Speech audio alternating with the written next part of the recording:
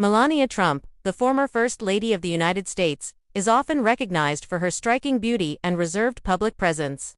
But there is much more to her than meets the eye. Born Melania Trump in Slovenia in 1970, she was raised in the small town of Sevnica during a time when the country was part of communist Yugoslavia.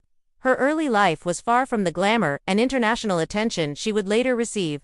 Her father, Victor, was a car dealer, and her mother, Amalie, worked in the textile industry, making children's clothing. Despite their modest lifestyle, her parents encouraged education, discipline, and ambition.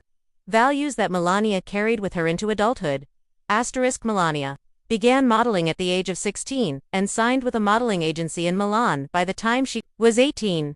She later moved to Paris and eventually to New York City. In the mid-1990s to pursue a full-time career in fashion, her look classic, elegant, and high fashion helped her land work with major brands and appear in magazines such as Vogue, Harper's Bazaar, and GQ. In fact, one of her most controversial magazine covers came in 2000, when she posed for British GQ on Donald Trump's private jet, wearing only diamonds and a steel gray sheet. This would be a prelude to her relationship with Trump, whom she met at a party in 1998. Although Melania became known internationally as Donald Trump's wife, she has always kept a relatively low public profile.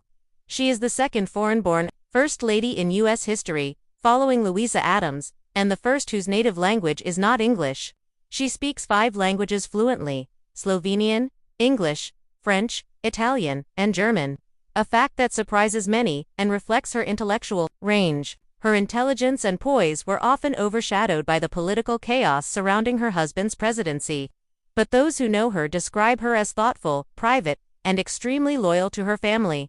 As First Lady, Melania launched the Be Best initiative in 2018, focusing on children's well-being, online safety, and opioid abuse.